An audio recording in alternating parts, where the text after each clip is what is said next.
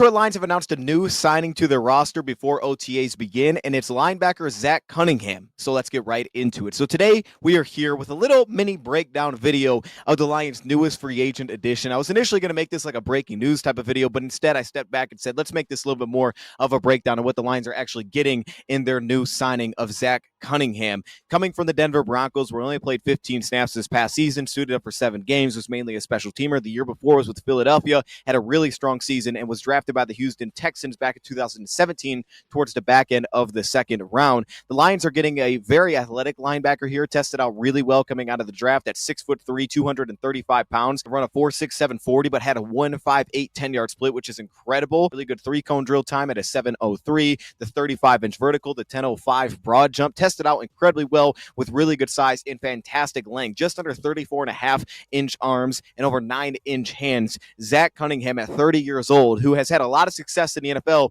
comes in to add potentially depth here, some legitimate competition as we head through these offseason workouts, and also on the side of Alex Anzalone, who, of course, may be looking for that new contract on the final year of his deal, as we've heard with the Detroit Lions. And that situation feels like it's a tad up in the air, though I expect that he's going to play, and it seems like the Lions are pretty confident he'll play, according to Kelvin Shepard, and we'll see how all those discussions kind of shake out in the final year of his deal. But in the meantime, not Alex Anzalone gets the new deal or not, I still think it's reasonable to think that you would want to add some proven depth to this Lions linebacker room, at very least for some competition, because if you looked at the Lions linebacker room, it was essentially you had like 4 locks. One of those would be including Grant Stewart. Now, if you're looking at it from, hey, Derek Barnes, you can play off ball and on the ball, there is that flexibility as well, but playing the sandbacker position, Alex with Jack Campbell, with Malcolm Rodriguez, and to me, I'd throw Grant Stewart in there. I feel pretty confident that he's going to make the team, though, again, that may not even be a lock, and then you could go to Derek Barnes and call him the lock. So there was some openings for competition. Then you get to the Trevor Nowaskis, who I really like, played really well last season, showed some flexibility. Then immediately you're on to the Abraham Bowe plans, which is very interesting, had the strong preseason. We've talked about him. Ezekiel Turner, who was super up and down this past season. Then Deron Gilbert, who's now returning to the Lions, is a very undersized linebacker, was really nice through the offseason workouts this past season. We'll see where it shakes out. But this was a spot that was like, yeah, you could use some proven depth if it's out there. And the Lions found it in Zach Cunningham. Very exciting type of addition because of mainly what he did just 2 seasons ago in 2023. And even in the limited snaps that he played this last year, he was still impactful, but it just wasn't a lot to grab. So because of that, we're going to be showing a lot of clips from that 2023 season as we talk about what this player can bring to the table. But just keep in mind, that's a significant gap. You're right into it. So for me, you start with the pass coverage area. And if you want to look at advanced stats like PFF, they say that he was the second best man coverage linebacker in football 2 seasons ago, which we know is super valuable within the Lions defense. It's such an added value of what Alex brings to the table. And for a guy that's 6'3", 235, super long arms, runs really well, it's very valuable for this Lions defense, where if Alex is not on the field, you have someone that you can feel pretty comfortable with in that will backer type of position, just an off-ball backer that has the range to his game, but you can feel comfortable putting in one-on-one situations against running backs and tight ends specifically. And Alex has held that role down. He's been incredible in that position. But beyond Alex, we didn't really have like the next guy. This guy is going to take over that role. It was mainly Malcolm last year, and Malcolm did a fantastic job in coverage. I thought he took a massive step this past season, but there's just some limitations with the way that he's built. Outside of that, though, there's real questions. I'm like, okay, who do you match up with? Because that's definitely not Jack Campbell's strength. If there's one legitimate weakness, it's that, like trying to find matchups for him. You don't want him finding man coverage matchups that often. It's much better in zone coverage drops. So you needed a little bit of depth there. You needed a little bit more there. And that was going to be guys having to prove themselves, and Zach Cunningham will have to as well. But he has had a ton of proven success in the NFL, and that second best graded man covered season. He had over 500 covered snaps that year with Philadelphia. So you start there first, and that's where you see the fluid footwork when he's kind of dropping in. We'll talk a little man and zone here. You see the length that he has in coverage. It's so impactful at the catch point. The lengthiness of his game is very impactful. We see it as a press linebacker when he plays an on-ball press alignment over tight ends. He can try to just jolt guys off the line of scrimmage. And you also see a high FBI in this case as well, where when guys are within 2 yards, how physical he is, kind of just knocks guys on the ground, takes them off balance, takes running backs, take tight ends out of the play. Does a really good job of getting physical with players off the line of scrimmage and disrupting the entire timing of the play. And he has the footwork where he can connect and stick with guys in press assignments pretty darn well when he's working with inline tight ends specifically. So it's a really strong value that he adds to his game. Now for me, I think he lacks a little bit of the bend, work on the top of route specifically. He can lose some connection. You also notice this in just how he takes on blocks as well. He doesn't play with the best sink. He plays a little bit more high cut, a little more upright, and I think that tends to lose connection as he's working through the top routes, both in man and zone coverage. His long speed is also good. It's It's not elite. It's good. You could get ran away from a little bit if he was inaccurate early, but the benefit that he has a great burst to his game in coverage, which allows him to close windows very quickly in coverage, specifically when he's balanced, because he's light on his toes when he's working top down. You see it through zone coverage. And we'll talk about this with the depth, but the zone coverage depth that he can play with, he can get really deep, be very rangy, take away like deep curl routes, settle in underneath of those deeper drawn out routes into kind of level 2 spots, and then he can work down underneath that top down, as well as some of the looseness within his hip transitions. He shows some legitimate burst here. He also is very quick to gather his footwork and get downhill, plant and drive. The transition ability is incredibly noticeable. Again, he may break loose a little bit, right, having a little bit less of kind of the swivel to his game, but he definitely has the bursting to balance and quickly gathering his footwork is what I really like about him at the top of the route. Now, he can get caught being a little bit over aggressive. We'll see.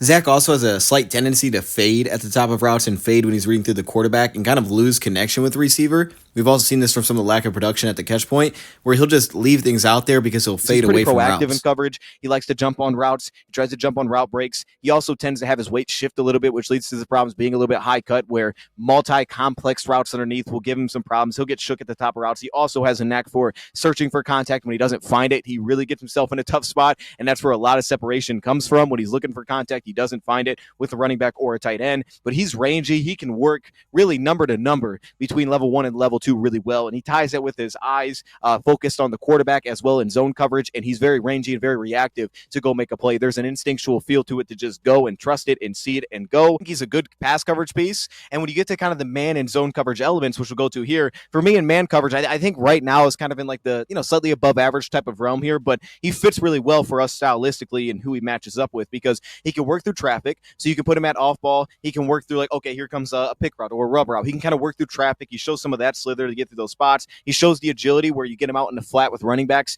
to break on those routes, be able to stick in hips with less of the complex routes, a little bit more kind of simplified, but he shows the agility to work with those pretty well. He gets on top of route breaks, as mentioned, right? He tries to anticipate a route break, jump those routes. So if it's more basic, he can get some jumps. Otherwise, he can get in some tough spots when things get a little bit more complex underneath, and that comes from some of the oversetting when he gets into some of his positioning, but he can punch and stay connected with guys. He's got the footwork to deal with press situations, so you can put him on the ball. You think about the Lions, at times they'll put their backers on the ball. You think about what Barnes does on the ball, put him over the slot. Like Cunningham, I think, could be comfortable in a lot of those elements. Now, he's not as powerful as a guy like Derek Barnes, but he's definitely long, and he's a guy that is comfortable dealing with tight ends. So he'd be comfortable in a lot of ways, specifically from a coverage side. Then we'll talk about as a pass rusher. While he's never been like maybe an elite pass rusher or thought of as that, he can definitely get after it. I think there's legitimate juice to his game, more so than what a lot of our linebackers have as a pass rusher. So I think the flexibility is going to be across the board here for what he can actually bring to the table as kind of your will backer, but also a guy that can play on the line of scrimmage and be pretty comfortable there, which sometimes your will backer will play on the line of scrimmage as well. He also has that, again, the length at the catch point, which is effective. He's very disruptive to tight ends in the back of the end zone, plant, redirect, get on screens, be a little bit rangy. It's just kind of fading as he's working through routes and losing some connection at the top of the routes. And then in zone coverage, I actually really like him in zone coverage because to me, this is where the range tends to shine in the movement speed. He's got the burst to close on guys, the burst to bail out, say it's play action, like I want to bail out, create some depth,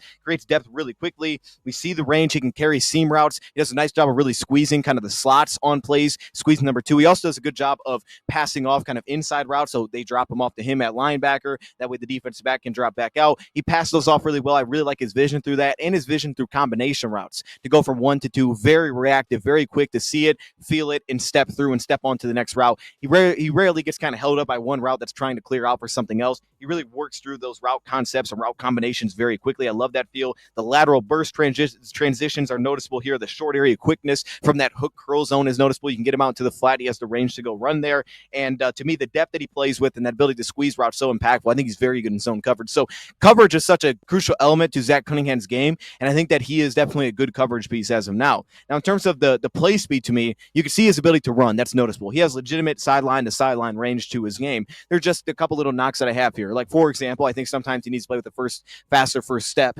wide run plays, wide zones, things that are really going to spread him out. Here comes the jet sweep. I think sometimes his first step isn't as effective as it needs to be so that he can actually position himself to get into a spot where he can stay in the play and not be in a spot where he can't get to the sideline or he just can't get to the edge and he gets out leveraged. I think sometimes his first step needs to be a little bit quicker, but he does have that change of direction quickness where you put him between the tackles. He's got some of that short area agility to him, that short area quickness to him where he can fill different run lanes, be pretty versatile there, and also keep really good vision because of his height where he can see over out of control in the box. So he can do a really nice job of filling a gap and then being being able to, okay, defensive tackle kind of slid into that lane. Maybe they're playing gap and a half, maybe they're two gapping, and you get to a spot where, okay, now the defensive line has kind of occupied that gap. I can quickly scrape over top, can quickly jump cut over top, and then fill the A gap instead of the B gap. He's very able to do that as he's working downhill. Those transitions are sudden. There's a twitchiness that he has between the tackles, which allows him to avoid a lot of blocks as well, as we'll talk about here in a second. But he's got a nice little change of pace to his game. He can kind of change the pace,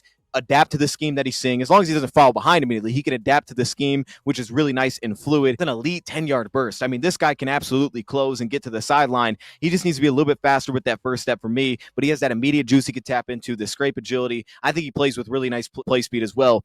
And then from the instinctual side of things, he feels like he plays with a lot of instincts, football intelligence, that kind of thing. It's a little bit closer to average for me. I do think that he has a really quick feel, kind of recognize defensive tackle fill versus where I need to fill on the play. And because of his athleticism, he taps to that well. He also has a very large radius as a tackler, so he can kind of fill gaps and really just occupy a lot of space, especially if guys aren't connecting with him. Now, if he doesn't get connected with, that can be more problems, but he also plays really nice vision. He plays that triangle vision, O-line to running back. He plays that really well. It seems to be in sync really well. He's very sound against cutback lanes, very sound against counter runs. Like, he seems to be very disciplined in those spots. I think it's because he does a really nice job of tracking O-line early, which can allow him to fall behind because he'll be a little bit more patient, but then immediately finding back, and then he can connect those things pretty darn well, and it shows a lot of discipline to his game. He could be a little bit aggressive, and you'll see this on like play action sets. Get a little bit aggressive, kind of lose routes. That's probably the biggest thing for me is that he will actually just lose routes in coverage with some of the aggression that he plays with. Also, if he's like blitzing before the snap or he's just shooting a gap, he could be a little bit less reactive to actually adjust, and he can just allow himself to get kind of pulled out of plays. But the vision between tackles is noticeable. I think that when things get wider, they tend to be a little bit less consistent here,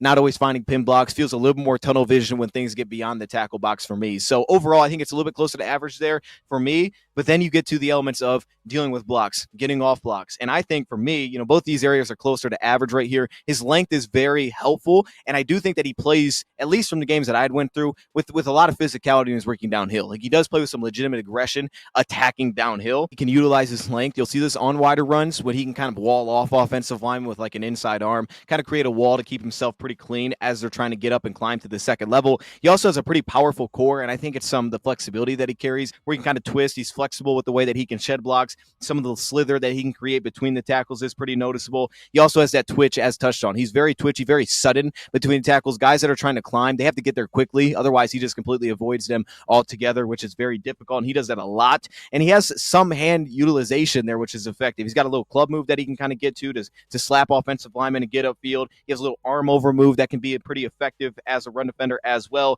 He just, to me, plays with much less sync when he's taking on blocks. He leans a little bit more on kind of the suddenness to his game, the shoulders, rather than through his pads. So you don't get a lot of jolt. You kind of get him playing a little more upright. You kind of get him just pressing guys with his hands. He also tends to play a little bit taller, so you don't get always a great shed there. He can get definitely sealed off by blocks and struggle to work over top of them, even if he has the footwork to do it.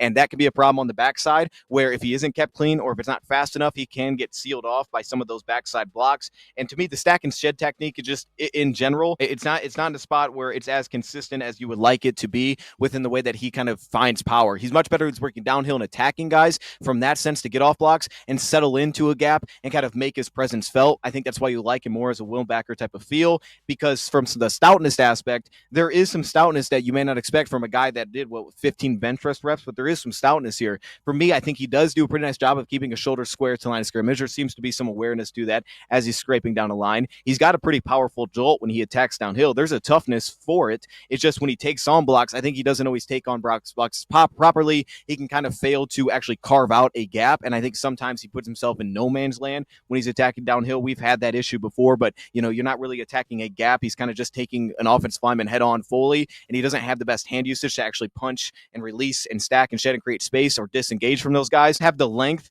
You're going to get an accurate on-ball punch here against the left tackle, where he gets control of the offensive line based on his hands, the accuracy with the punch here. It's just a full technique through his body to actually create that lockout and create a lot of space can be inconsistent. But in this case, he creates some control with the hand plays. Fail a little bit here to stay square as well when he's taking on blocks. And you'll see this a little bit more so, I think, in the lower body, and the way that he actually settles himself down feels a lot more high cut into entry. So for me, I think both of these categories are closer to average. It's definitely enough for I think what we ask our guys to do. It's not like he's completely going to be exposed every time you run at him, but it's not maybe the biggest strength of his game either. That said, though, what you do like is I think there's some juice to his game, and I think this is the underrated element. And I think he's got some juice. To me, he's got the great length on the edge. He can create some speed to power. That he bends the edge at the top of the rush, can create a little bit of force. Right, he can create a little bit of knockback there. And he definitely has the juice to get off the line and to be impactful. He doesn't have the greatest ankle bend behind the line of scrimmage, and I also didn't see much variety as a pass rusher, but he can go. He plays with good timing. I think overall he actually brings a little bit more as a rusher than you would expect, and I think a lot of it's just to his ability to get guys off balance. And then as a tackler, he's very rangy. He's a very long radius, wide radius type of tackler, and he has that ability to kind of adjust his speed to square up tackles when he's working in space. It's just that he tends to tackle a little high. So you become a little bit more of a grabber. You'll get to occasions where he's kind of just shoving players, or he just allows leakage because he tackles too high. He's not an awful tackler from what I took away. It's just he tackles a little upright, so you get a little more leakage. You can get some missed tackles. You have to watch for missed tackles between the tackle box where things are happening fast and he's not low enough to actually sink himself down and make a tackle. Instead, he's just getting hands on running backs, just getting a hand as they fly by. But notice here with some of the take on some of the issues that you do have with it. One, not sealing out or actually controlling an actual gap here. You love the downhill aggression. It's how the Lions like to play stylistically to attack guys, and then you can kind of fill in through there. But then also you notice there's hit and miss angles that he'll take as well. I think his angles to the football, and he's not the fastest player. He's pretty fast, but it's more of the burst than the complete long speed in terms of like striding out. But the big thing there as well is I think the angles we get hit and miss, and it puts him in a spot where it's much easier to seal him as a run defender, especially when you tie in some of the inconsistencies to how actually he takes on to separate. Zach Cunningham, this edition, it feels really important for where the Lions are at linebacker depth. That and safety were kind of the two spots that I had circled where I was like, okay, we could use a little bit more here. It's just a proven piece versus where you're at here for competition purposes. And I think the Lions got that here with Zach Cunningham. I think that's what they were after, and that's what they landed. So we'll have to see how everything shakes out. But in the meantime, Zach Cunningham looks like he's capable of starting games. I think he's capable of doing that. We'll have to see, though, because this is a lot, again, was based on 2 years ago. But the defense that he's coming from makes a ton of sense. Need the versatility there. And I think he brings a lot. I think he fits in as a will backer, like Alex Anzalone, which is a spot where you need depth because behind it, Jack Campbell, you can just put Derek Barnes. But now Cunningham, I think, has in some ways enough to play on the line of scrimmage and add some element there. You could potentially ask him to do those things as well. So flexibility-wise, I think this is a really good fit for the Lions. Let me know your thoughts in the comments below, though. Thank you, Brian, for watching, and I'm out.